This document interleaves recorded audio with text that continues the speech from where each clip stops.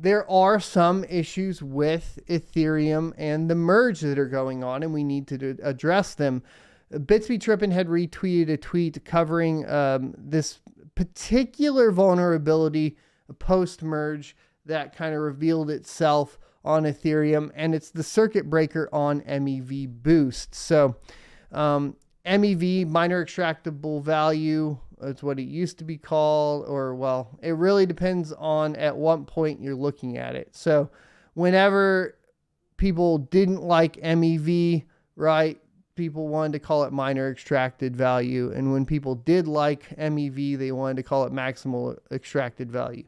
That's basically it, right? When the ETH devs wanted to have the right PR move, it was called one or the other. But for this particular purpose, what you need to understand is the vulnerability that's going on here. So we're going to read about the vulnerability. I'm going to try to explain it to the best of my ability. I think Bitsby Trippin is probably a lot better in a position to go over this, but my understanding is still deep diving it.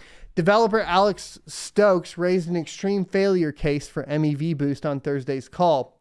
For background on MEV Boost, you can check it out here. Links down in the description. There is potential for a network liveness failure because of the MEV Boost software, Stokes explained. If a relay operator responsible for connecting validators to block builders fails to release blocks at the last minute, this may result in a series of missed slots and block proposals from validators running MEV Boost in conjunction with their consensus layer and execution layer nodes. Remember, you're having two layers now. It gets confusing. But this is because a validator who has failed to propose a block at a given slot because of bad behavior by a relay has no way of communicating or alerting other validators of this bad behavior. Hence, if the next set of validators who are assigned to propose a block are also connecting to the same malicious relay, they would face the same issue of blocks being withheld.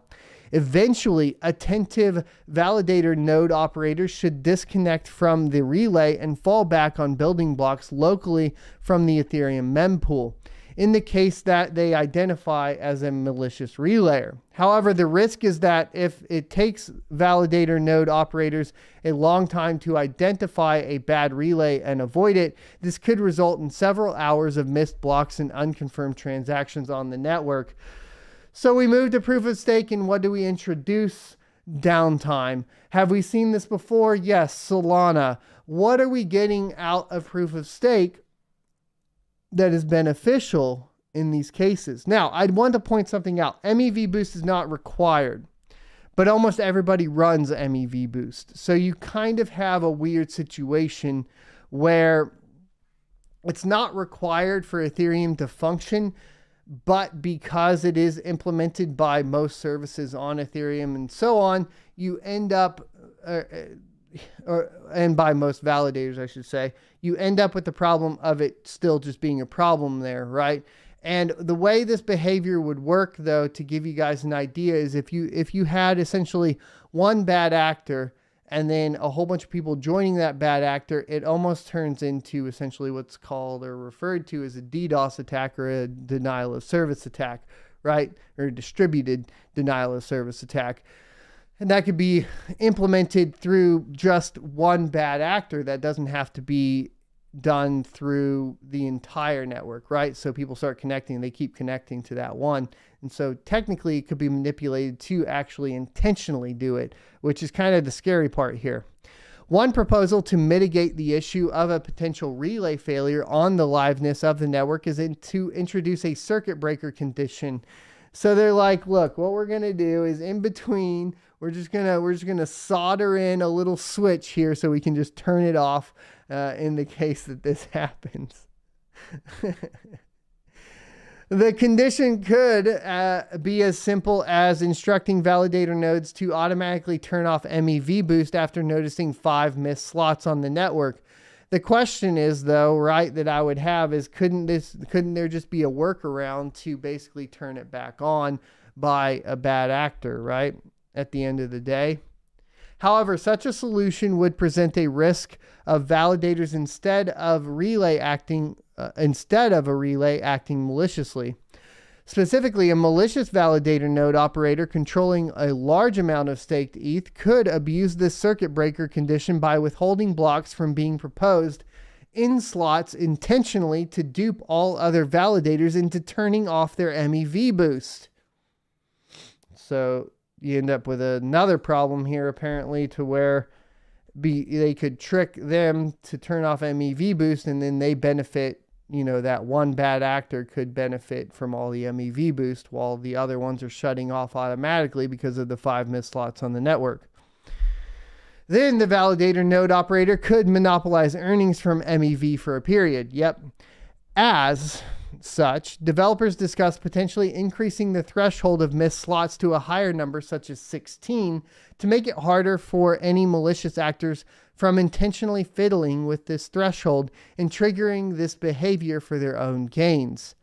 Another proposal was to leave it up to the consensus layer client teams to decide on their own threshold for disabling MEV boost. One of the main concerns from the developers when discussing a potential solution was around increasing code complexity around the merge, which already is considered a highly complex upgrade. In parallel, developers suggested creating a third-party dashboard that could monitor relays. The Flashbots team is already working on creating a public dashboard to monitor MEV activity. However, they will also be running the relay that the dashboard is built to track. As such, developers discussing creating an open source tool to help alert validator node operators of suspicious relay activity that could be easily operated and maintained by other network stakeholders. Micah Zoltu emphasized on Thursday's call that there is a great deal of trust being placed in relays behaving correctly in a post-merge environment. To this end, developers are working on implementing a system for MEV that doesn't require trusted relays called Proposer Builder Separation. However, PBS, which is Proposer Builder Separation for short, will not be ready in time for mainnet merge activation, and is unlikely that the temporary solutions to incentivize or penalize bad relay behavior will be ready either. As such, developers agreed on the call to continue discussing simpler solutions for the failure case of MEV boost in their Ethereum Discord chat. There's also an Ethereum dev call going on right now, and hopefully we'll get some more information on what's going on with that. I'm definitely interested in basically the development of this. At the end of the day, though, if I look at it completely objectively, and it's really hard to do so when you're a miner and you're not necessarily wanting the proof of stake move, but let's put myself in the shoes of an investor that is interested in proof of stake and wants the merge to be successful. I would be calling for a delay, because at this point it sounds like to me that yes, you can shut MEV boost off, but that could just end up in market manipulation at the end of the day.